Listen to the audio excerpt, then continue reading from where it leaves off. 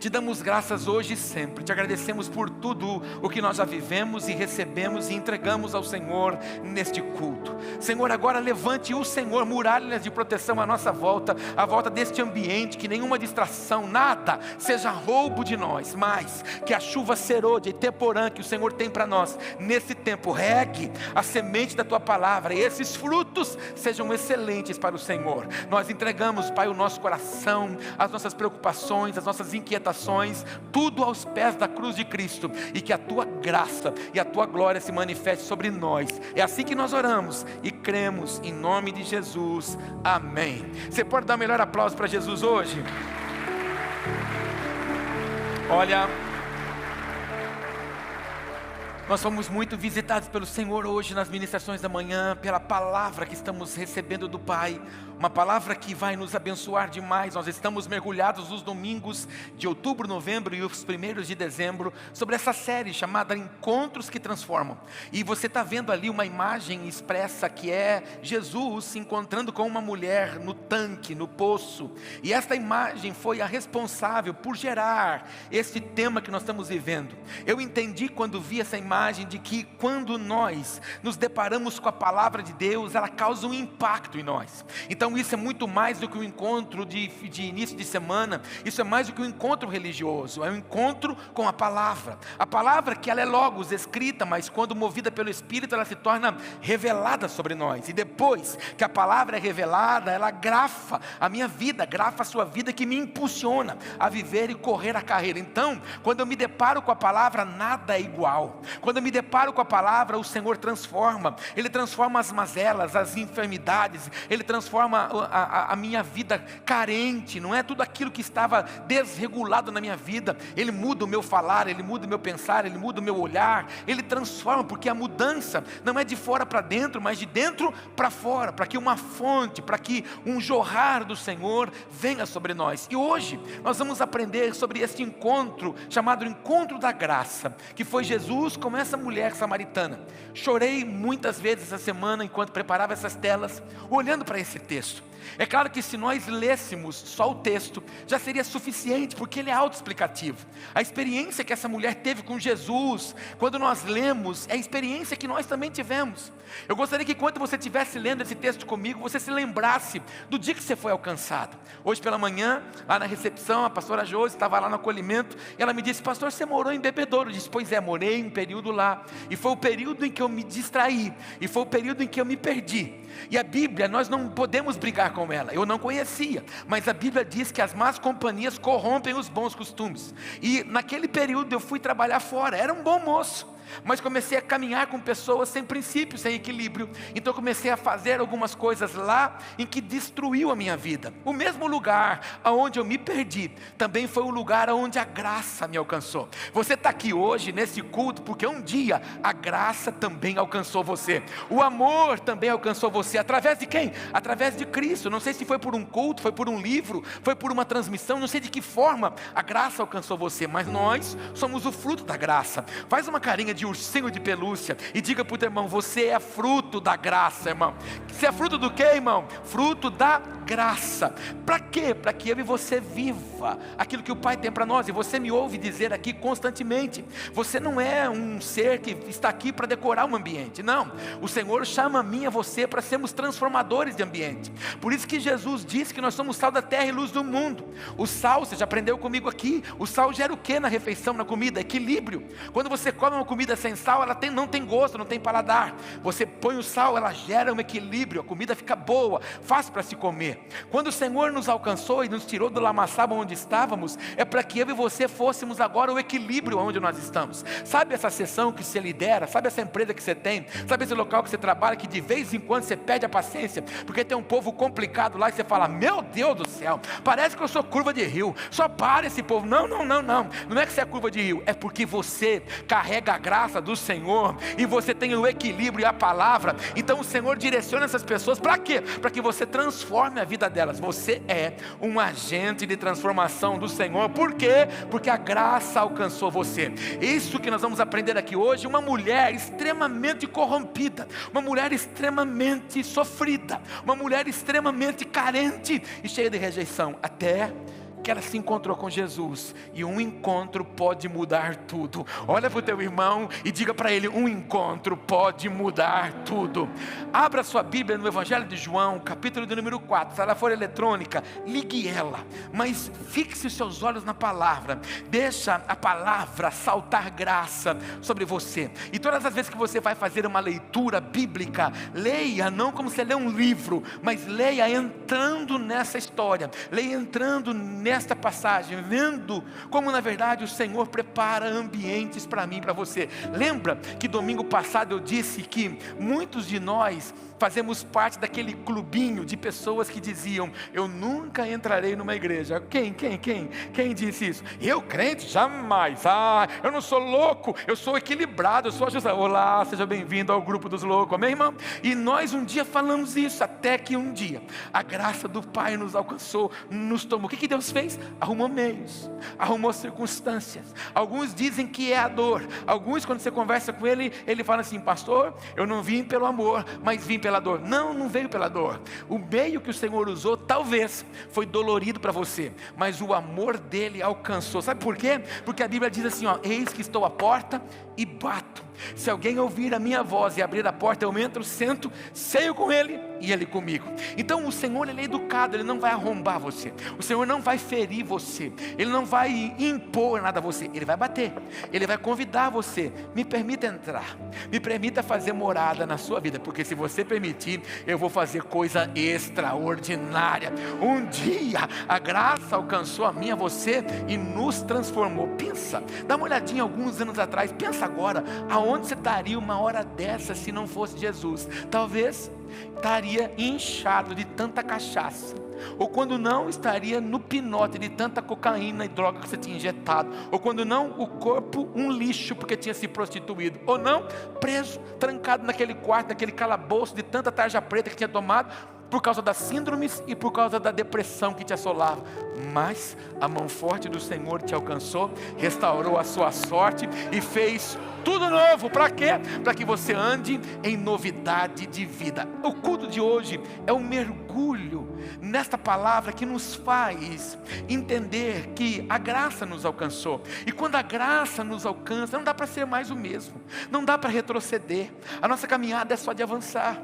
É lamentável como nós vemos um número grande de pessoas hoje, participantes de cultos nas igrejas, mas que na verdade não fluem com graça, que se desanimam com facilidade, que diminui a sua intensidade com o Senhor, por causa de coisas tão pequenas, porque se esqueceram do favor, se esqueceram da graça. Ei, irmão, não tem mais lógica, não faz mais sentido para a minha vida, se não for servir ao Senhor todos os meus dias, diante daquilo que Ele fez por mim. A misericórdia me alcançou, a graça me alcançou, e o Senhor anulou toda a condenação que era contra mim. Jesus foi à cruz do Calvário, para que as coisas da terra, as coisas do mundo não tivessem mais nenhum valor para mim. Então agora, a única coisa que eu posso fazer é render a Ele a honra, render a Ele a glória, render a Ele o louvor, todos os dias. Que assim seja para a sua vida, que você faça uma escolha todo dia, de tornar Cristo o centro de tudo, o centro de todas as coisas, e por causa disso,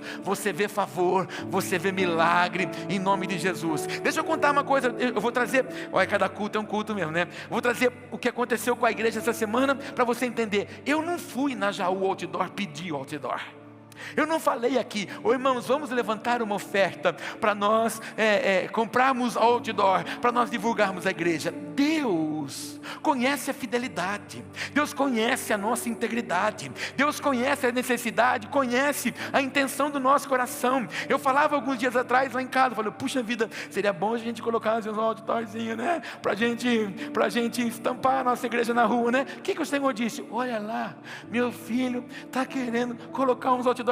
Deixa me mover para abençoar o meu filho. É assim, irmão, que Deus faz quando nós tornamos Cristo o centro das nossas decisões. Olha para o teu irmão e abençoa a vida dele e fala: deixa Cristo ser o centro das suas decisões.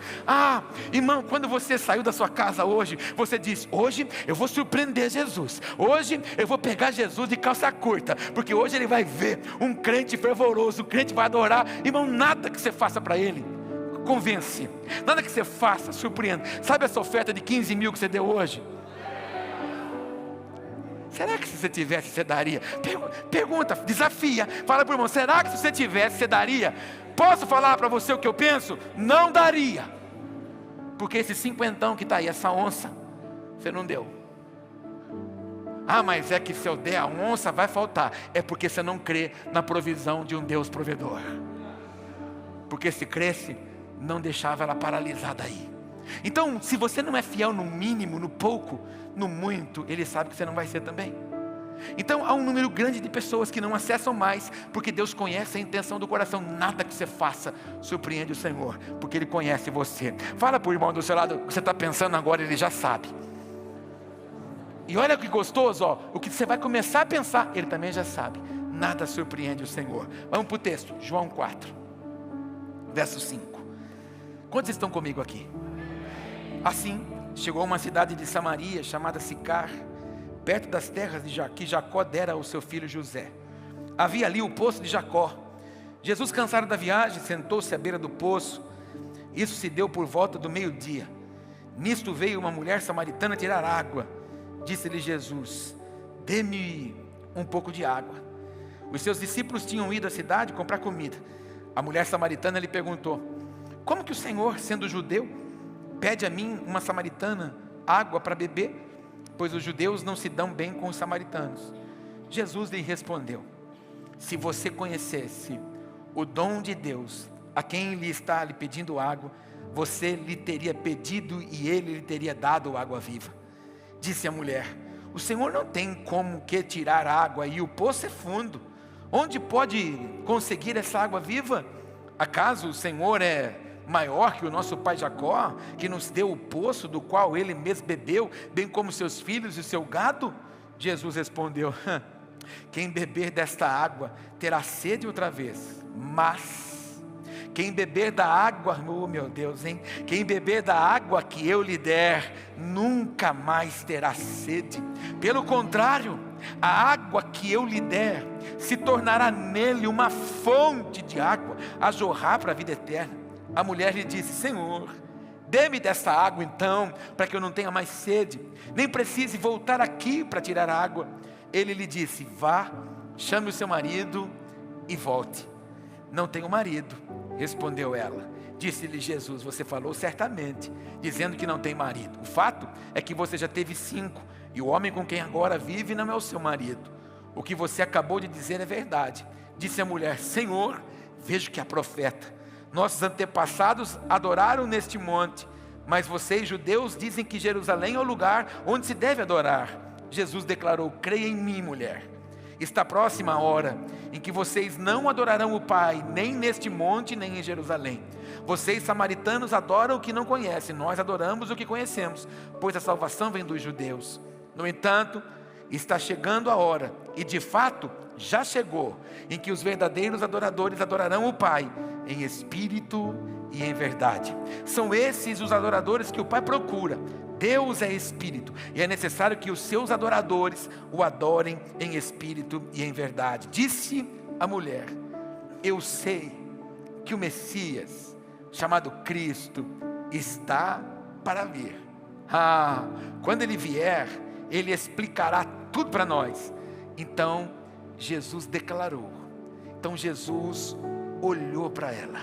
Então Jesus firmou os olhos sobre ela e disse: eu sou o Messias, eu que estou falando com você. Quem pode dar sua melhor salva de palmas para o Senhor hoje aqui?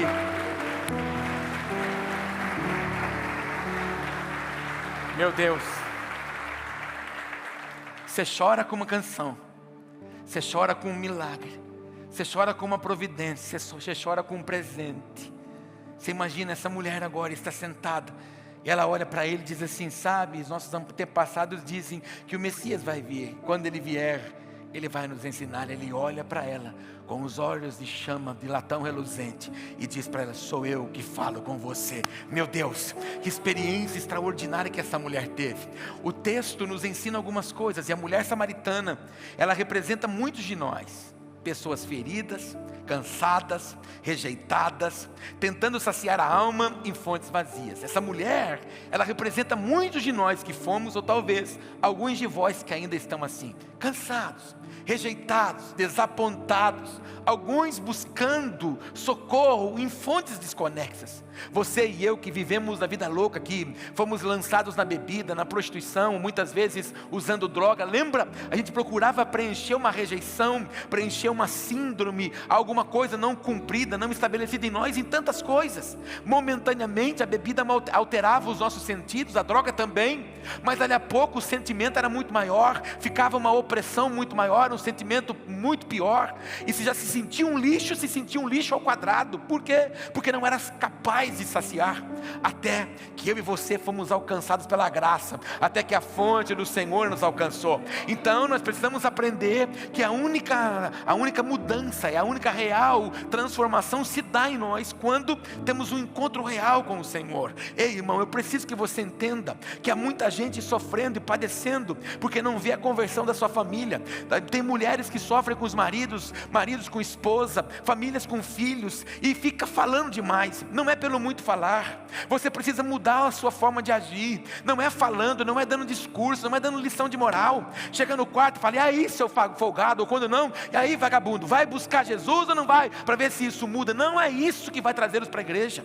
É que você precisa mudar a sua oração. E qual oração tem que ser feita? Senhor, que o meu familiar, que essa pessoa da minha família tenha um encontro real com o Senhor, que o Senhor se encontre com eles, e que o Senhor se revele a eles. Um dia o Senhor criou meios para te alcançar, um dia o Senhor criou uma plataforma para tomar você para sempre para Ele. Vai ser assim também com sua família, e eu quero profetizar sobre você, como disse domingo passado, ainda que este ano acabe, você vai ver Deus fazendo um milagre na sua família, e o seu Natal vai ser diferente. O seu Natal, sabe como é que vai ser? O seu Natal vai ter paz do Senhor lá, o seu Natal vai ter graça e paz na mesa, o seu Natal vai ter shalom na mesa. No seu Natal, a sua família vai chamar você de irmão, em nome de Jesus. Creia nisso, mas ore para que eles tenham um encontro real, como essa mulher teve. Jesus, o poço das águas vivas, deixa lá, o Jesus, o poço das águas vivas, se senta à beira do caminho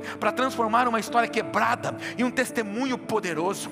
Irmãos, olha para a história e veja quem era essa mulher quando se encontra com Jesus, e veja como ela sai. Lembra de você, quem você era, como você estava, e depois que o Cristo te alcançou, a sua vida foi transformada. Lembra os seus amigos de vida louca, quando encontram com você agora, dizem o quê? Quem te viu e quem te vê. Aí você enche o peito e diz: foi Jesus, aquele que se encontrou comigo no poço, uma fonte transbordou e está fazendo água jorrar sobre a minha vida constantemente. Que assim seja todo dia sobre você, em nome de Jesus, amém? Jesus não evita os lugares da vergonha, pelo contrário, Ele os transforma em altares de encontro.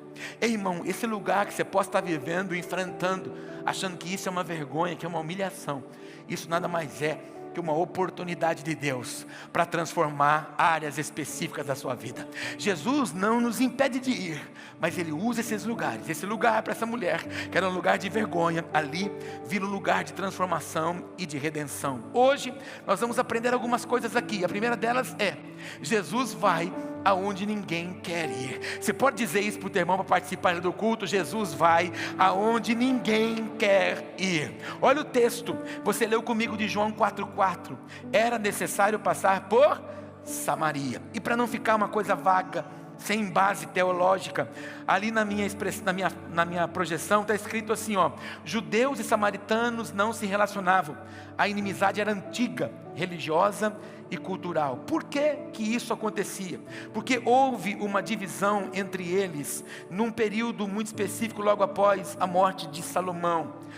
O reino de Israel foi tomado e dividido em dois. Ficou o reino do sul e o reino do norte. O reino do norte foi chamado da capital Samaria, e o reino do sul a capital de Jerusalém. Aqueles que ficaram com a capital de Samaria, que foi o reino do norte, eles permitiram que os estrangeiros se migrassem ali. E quando os estrangeiros migraram e se relacionaram com pessoas, com os judeus daquela época, trouxeram consigo as suas religiões, trouxeram consigo as suas adorações a outros deuses. Então gerou um sincretismo religioso. A partir daí, o povo que estava no reino do sul, que era lá em Jerusalém, com a sede de Jerusalém, começou a chamar os samaritanos de hereges, impuros e traidores. Com isso, gerou uma separação, um distanciamento entre eles. Então não havia um relacionamento. Prova disso, que Jesus, para alcançar essa mulher, precisa usar de toda uma artimanha e uma estratégia para não confundir a cabeça dos seus discípulos. Se os seus discípulos estivessem ali, Jesus não seria capaz de tocar aquela mulher, porque eles não entendiam. Ainda existia uma cabeça religiosa neles, de que judeu não se falava com os samaritanos. Por isso Jesus diz para eles: vão até a cidade gerar provimento. E Jesus se encontra com aquela mulher. Jesus vai transformar a todos, porque ninguém vai ficar para trás. Diga para o teu irmão: ninguém, exatamente ninguém vai ficar para trás. Mas aonde há rejeição, Jesus vê uma oportunidade de redenção. Quando nós olhamos para a vida dessa mulher, uma síndrome de rejeição estava ali. Hoje pela manhã eu sugeri para os irmãos que o dia que você for comprar uma boa literatura para você ler, para você crescer, porque ler livro muda o seu vocabulário, transforma a sua mente, renova o seu pensamento. Mas se você for comprar alguma literatura, compre uma literatura que mudou a nossa vida. Há alguns anos atrás, uns 15 anos atrás, nós tivemos acesso a esse livro. Esse livro chama Uma Família Doente, um Filho Ferido, do pastor Alcione Emerick. Esse livro gerou a Clínica da Alma. Foi por causa deste livro que nós tivemos Clínica da Alma até hoje aqui na nossa igreja. Por quê? Uma família doente gera um filho ferido. O Brasil é uma nação que foi construída com base católica, e por causa disso tivemos a construção de uma nação órfã. Tivemos mãe, mas não tivemos pai. Aprendemos isso. Então somos um povo com dificuldade de se relacionar com Deus. Por causa disso, muitos pais não exercem paternidade, geram filhos feridos. Esses filhos feridos não receberam carinho paternal. Quando constitui a sua família, quem não recebeu não sabe dar. Então uma família ferida vai gerar um filho ferido. Esse filho ferido vai gerar uma família ferida. Essa família ferida vai gerar outro filho ferido. Esse filho ferido vai gerar outra família ferida. Então nós, que fomos alcançados pela graça, alcançados pelo amor de Jesus, transformamos os nossos dias e mudamos o nosso futuro para que a nossa família seja alcançada. Então, aonde havia rejeição, ausência, onde existia fraqueza, o Senhor usa esse lugar para transformar os nossos dias. E eu profetizo redenção, salvação, transformação sobre a sua vida, a sua casa e a sua família, em nome de Jesus. E aí, grave essa frase para você não se esquecer nunca mais na próxima tela agora, ó. A graça sempre encontra o caminho até nós. Você pode dizer isso comigo? A graça sempre encontra um caminho até nós. Ei, irmão, lembra do que Deus fez para alcançar você? Lembra o que o Senhor fez para tocar você?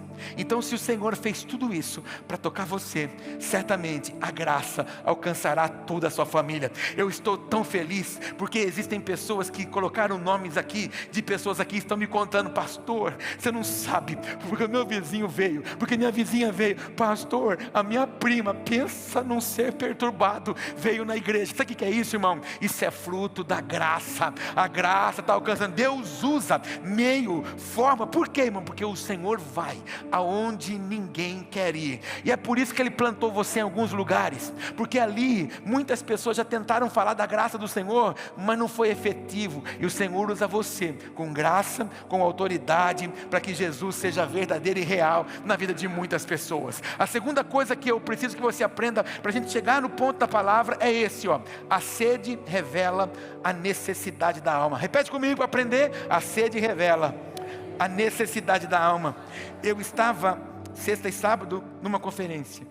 Nós estávamos ali com os maiores líderes do Brasil, pastores de igreja de 30 mil membros, pastores que pregam por culto para 5, 7, 8 mil pessoas por culto.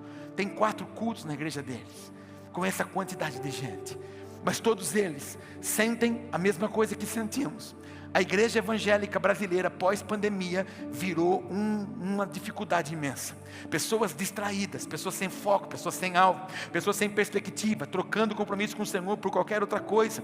Quando estávamos na pandemia, impossibilidades de cultuar na igreja, estávamos apavorados. Quando abriram os lugares que eram demarcados, era uma quantidade muito pequena, 30% da capacidade da igreja. Todo mundo queria, chorava, mandava mensagem: ai, porque eu não consigo ir, que falta está me fazendo. Agora que nós temos celebrações para trazer a igreja aos domingos, para trazê-los às quintas, é uma dificuldade. Por quê? Faltou fome e faltou sede. É por isso que nós estamos ouvindo uma palavra como essa hoje. Talvez para alguns de vocês não faz sentido o que a pastora Márcia ministrou, mas se você tiver olhos espirituais, o que Deus está falando? Vocês estão tão preocupados com os feeds, com as informações das suas telas, e poucos conectados a mim. Vocês têm tanto tempo para isso e pouco tempo para mim. O Senhor está chamando a nós, dizendo: olha, as coisas que estão à sua volta distraindo você, está roubando você, está faltando fome, está faltando sede. Eu oro por você nessa noite, e eu tenho convicção plena de que nós vamos viver uma nova estação. E essa igreja, eu falo por essa, porque eu sou pastor dessa. Você, eu, nós vamos ter fome, nós vamos ter sede, e nós vamos ser avivados. Nada vai nos roubar, nada vai nos distrair. Nós vamos ficar conectados, e algo poderoso e extraordinário Deus vai fazer conosco. Eu tenho uma palavra já há alguns meses, eu estou declarando ela aqui constantemente. Irmão, nós estamos na rota do céu, e eu tenho convicção de que João Franceschi 2225 está no GPS do Senhor. Irmão, vai vir uma chuvarada, vai vir um aguaceiro. Eu gosto muito de acompanhar essas movimentações das nuvens. Eu acompanho o satélite, eu fico vendo as nuvens, e eu fico olhando para aquilo, eu fico imaginando: Senhor, vai acontecer isso, o Senhor vai derramar. Sabe, irmão, Deus está nos preparando. O que Deus está falando conosco, Deus está nos exortando, Deus está colocando a gente no Getsemane, um lugar onde a azeitona é prensada. Olha para o teu irmão e diga para ele: ô azeitona. Se você olhar para mim e ver uma azeitona, eu não te repreendo. Mas a azeitona, o Getsemane, é um lugar onde tinha uma rocha cavada. E essa rocha cavada tinha como se fosse uma outra roda de pedra, aonde a azeitona era colocada ali, e essa pedra ficava rodando em cima. Daniel Rosalim vai fazer uma excursão para Jerusalém em 2027, e nós vamos para lá. E lá no Getsemane tem esse lugar lá. Nós vamos ver essa pedra, nós vamos ver essa rocha, que ela passava em cima da azeitona, e a azeitona passava por 5 ciclos de moagem, e no último, quando ela estava esfacelada, a pedra passava de novo, e saía a última porção do azeite. Para quê? Para se tornar o sabão de lavandeiro. Então Deus tem sempre mais. Quando Deus vai nos pressionando, quando Deus vai exigindo coisas de nós, é porque tem mais azeite para sacar. A gente tem muito mais para dar. Deus está por derramar sobre nós algo extraordinário. Nós recebemos uma palavra alguns anos atrás, de que Jaú seria um ponto de, como se ele fosse uma Antioquia. Antioquia era uma base missionária. Todo mundo ia até Antioquia para que acontecesse os envios. Ei, irmão, por muito tempo os ônibus estão indo, as pessoas estão indo para ouvir. Vai chegar um tempo de que as pessoas vão vir para ouvir. Do centro do estado, a flecha vai sair e vai alcançar as demais regiões. Eu creio, irmão, que Deus não vai fazer comigo, Deus vai fazer conosco, porque Deus não faz nada sozinho com uma pessoa. Tudo que é grande que Deus vai fazer, Ele usa muita gente. Em nome de Jesus, saia daqui hoje com fome, saia daqui hoje com sede, saia daqui hoje com desejo de ser uma flecha polida para o Senhor. Que os mimimis, que as dorezinhas, que as rugazinhas, que o Adãozinho que ainda está vivo dentro de você, morra hoje, em nome de Jesus. Fala para o irmão: o Adão vai morrer hoje. Se for mulher, fala: a Eva vai morrer também hoje. Vai, irmão, porque o segundo Adão é Jesus. Não é mais o terreno, mas agora o espiritual. O Adão terreno age pela força da carne. Se você ainda é aquele carnal, você ainda é aquele bisbilhoteiro, você ainda é aquele que acusa e critica todo mundo, você vive na atmosfera do Adão. Cristo não nasceu aí ainda. E eu oro para que hoje Jesus te pegue com força, em nome de Jesus. Incomoda esse irmão que está parecendo um cubo de gelo e fala para ele que Jesus te pega hoje com força. Alguém pode fazer um barulho aqui, irmão?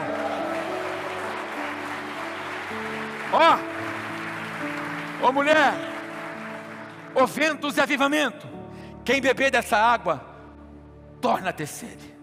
Se você continuar vivendo como um religioso, vindo aqui num encontro de domingo, parecendo que isso aqui é um clube social para falar shalom para os irmãos, se você continuar participando de um lugar como esse, assim, você bebe e não se sacia. É por isso que você fica assistindo a revelação do Pix. E aí existem falsos profetas, porque tem quem ouve, porque tem gente não saciada, porque tem gente que não se encontrou com a fonte das águas, que ainda não tomou verdadeiramente a sua identidade. Se você tomar dessa água, você vai ter sede. Mas aquele que beber da água que eu lhe der, você nunca mais vai ter sede.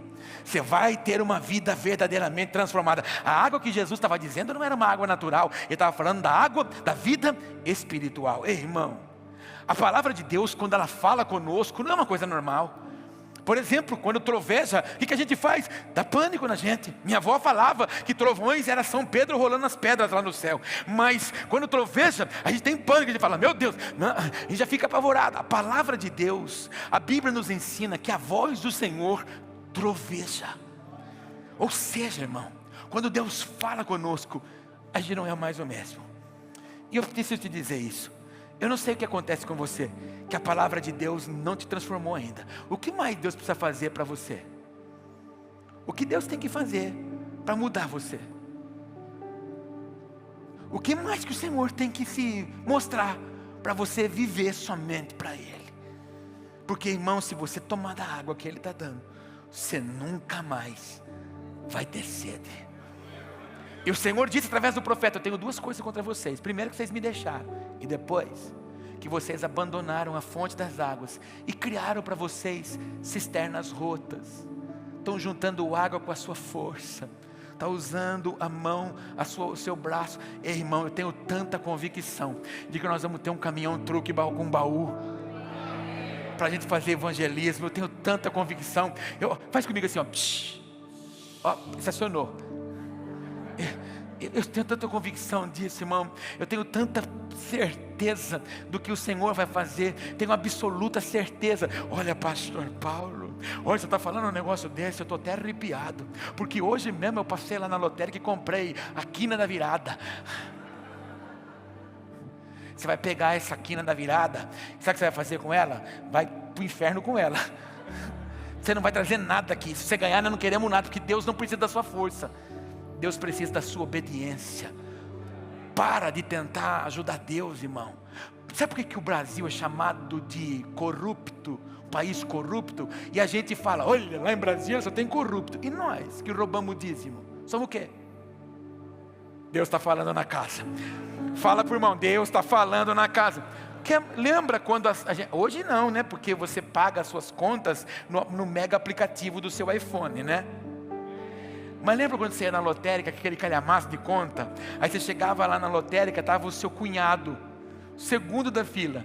Você era o 79º. O que você chegava lá na frente? E aí, cunhado? Como é que você está? Você é uma bênção, hein? Ô, cunhado. É muito bom te ver aqui, Lelê. Ô, Lelê. Paga uma continha para mim, paga uma continha aí, ô, glória. Um abraço. O que você fez? Corrupção. A corrupção começa em nós, irmão. A corrupção acontece quando você, para receber um parente, negligencia o seu encontro com o Senhor. Nós somos os primeiros a se corromper. Nós que confessamos Jesus como o Senhor de todas as coisas, somos o primeiro a se corromper com o pecado, irmão. O primeiro guisado que o diabo apresenta para nós, a gente abandona a oração e a confissão que fizemos. Quantas vezes você já veio na frente do altar e diz, Senhor, eu te entrego tudo. A gente chora, a gente canta, te entrego tudo. Perde até o fôlego. Meu amado, eu te entrego tudo. Mas o que aconteceu que depois você desentregou tudo? Irmão, nós somos muitas vezes corruptos. Por quê? Não bebemos a água da vida Mas hoje a fonte está disponível para mim e para você. Fala para o teu irmão, a fonte está disponível para nós hoje aqui. A sede física era símbolo de uma carência mais profunda. E quantas pessoas carentes tem na igreja, irmão? Tem gente tão carente que ela quer aparecer mais que Jesus. Tem gente tão carente na igreja que se alguém não cumprimentá-la é motivo de decepção para ela. Tem gente que tira uma foto com um bico desse tamanho, parecendo um pateta, passa no Photoshop e coloca lá para ver se alguém curte, se alguém dá um like, porque alguém não deu um like e se decepcionou. Gente cheia de mazelas, cheia de carência. Por quê? Porque não bebeu da água da fonte. Porque se tivesse bebido, transbordava de dentro para fora. Olha lá, aprendi isso para você não esquecer nunca mais. E a gente já vai terminar, fala aleluia. Deus não mata apenas a sede, Ele transforma o sedento em... Fala para o teu irmão, você é uma fonte, irmão. Mas não é aquela fonte que você tem na sua casa, é aquela bombinha que fica... Não é fonte de decoração. Se você for lá em Salesópolis, a cidade onde nasce o rio Tietê. Sabe esse rio Tietê que fica margeando a sua chácara? Esse rio que você tem o seu jet ski, o seu barquinho, que você pesca ali, sabe? Esse rio Tietê grandão que você vê aqui, ele nasce numa fontezinha. Mas é um lugarzinho que dá água, que escorre a água, que flui a água. O Senhor, quando nos alcançou, foi para sarar a mim e a você, mas para que nós agora fôssemos uma água cheia de vida. E essa água cheia de vida é para trazer nutriente, é para trazer peixe, é para trazer vida onde vai. O Senhor chamou a mim e a você de anunciador de boas novas, não de más obras, não de más notícias, de boas notícias. O Senhor fez de mim, de você, uma fonte. Olha para o irmão do seu lado e fala para ele, convence ele, você é uma fonte da água viva, você é uma fonte que flui a graça do Senhor. E aqui, se você puder levar isso para casa hoje, é o suficiente. A verdade liberta o coração. Você pode falar isso comigo? A verdade liberta. Fala para o teu irmão, só a verdade liberta. Olha lá, o texto. Eu resumi o versículo 16, 17 e 18 assim, ó. Vai, chama o teu marido, vem cá. Ela chega e fala para ele o quê? Eu não tenho marido. Ele falou, muito bem. Inclusive os 5 que você já teve não era seu, e muito menos esse. Uma vida toda desequilibrada. Então, Jesus toca no ponto da dor. Fala isso comigo, Jesus toca no ponto da dor. Irmão, eu falei semana passada, quem nasceu nos anos 70 e 80, nós tivemos uma infância um pouco diferente. Eu nasci em 73, então 82, 83, quando eu tinha uns 10 anos, nós tínhamos uma brincadeira que nós amávamos fazer na rua. Quem tem mais de 40 anos aqui? A gente batia pneu, lembra?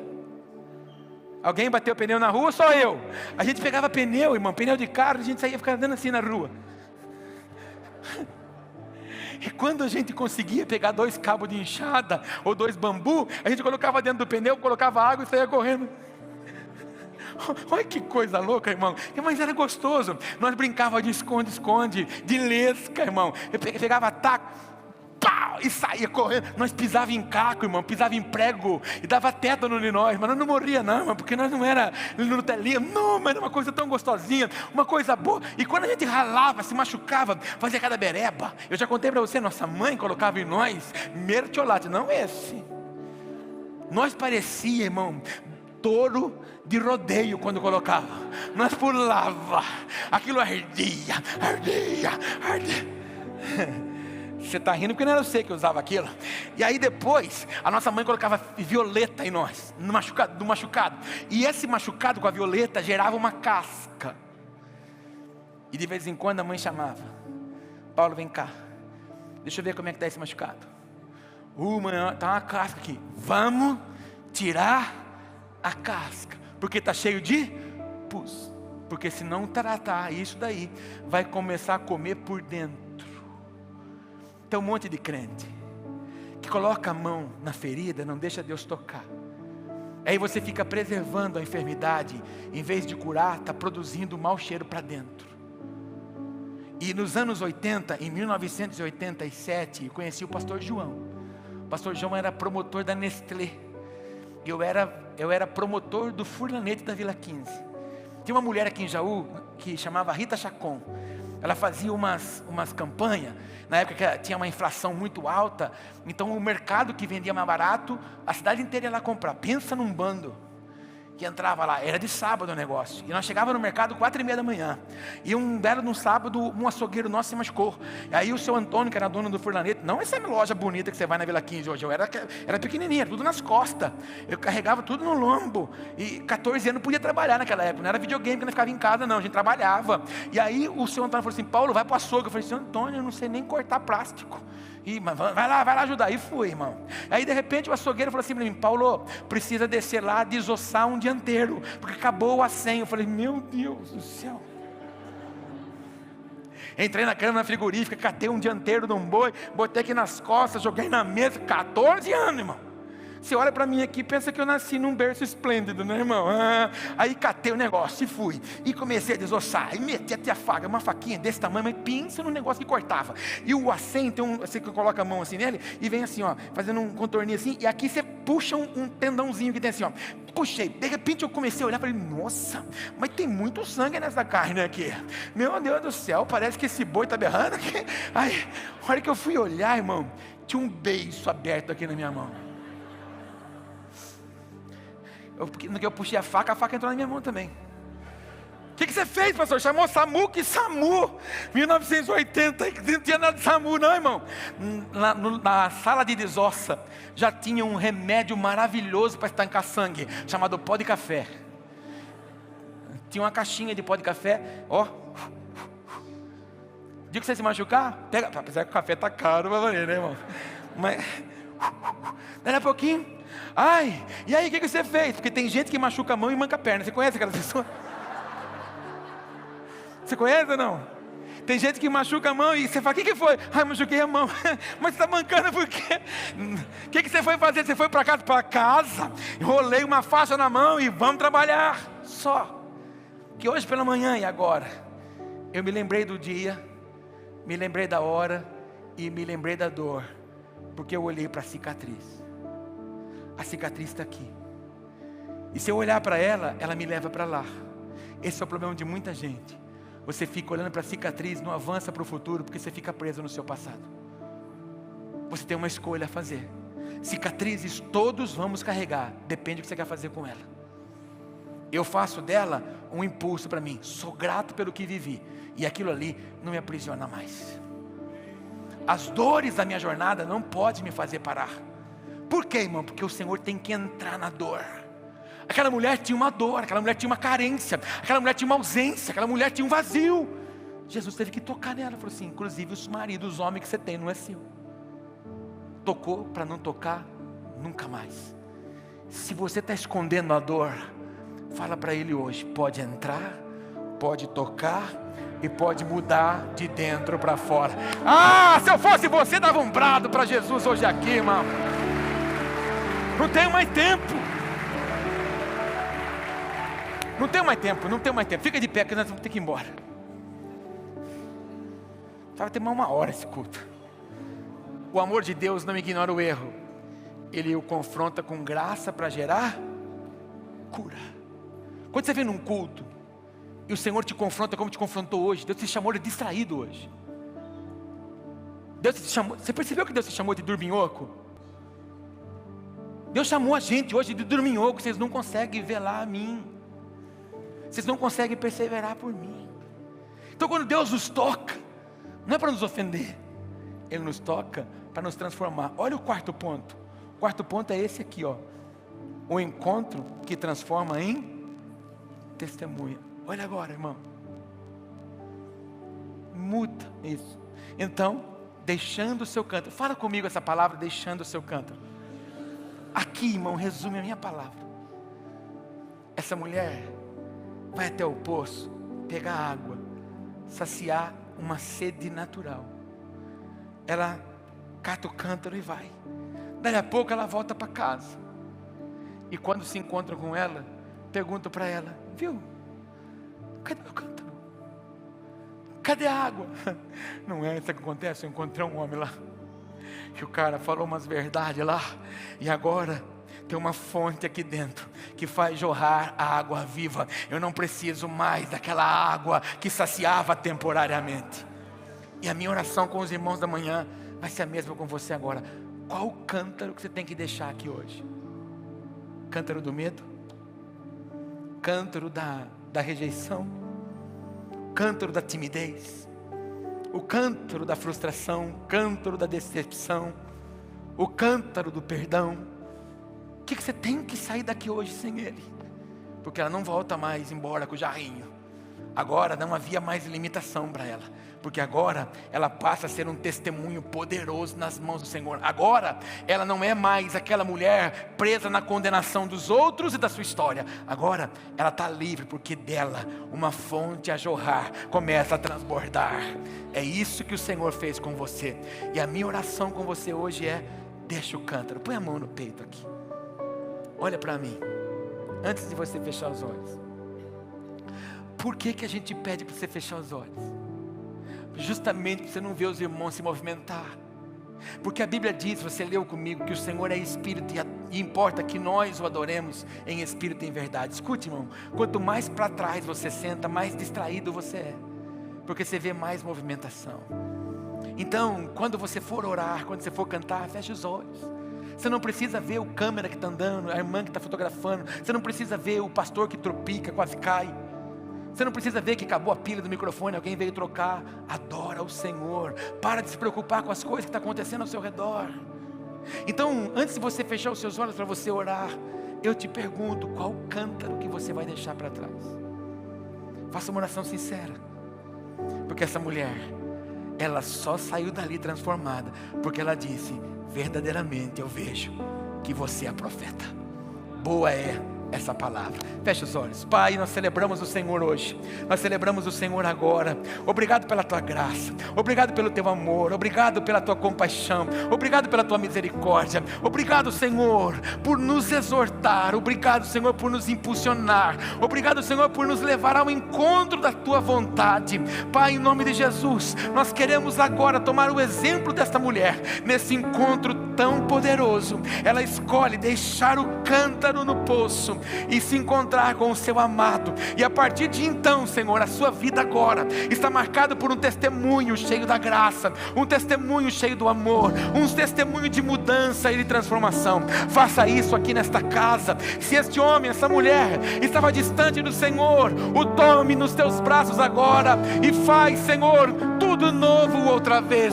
Pai, no nome de Jesus, ouça a nossa confissão, ouça, Senhor, a nossa oração. Enquanto a tua igreja ora, enquanto o teu povo suplica, nós te adoramos, nós te exaltamos. Encerramos.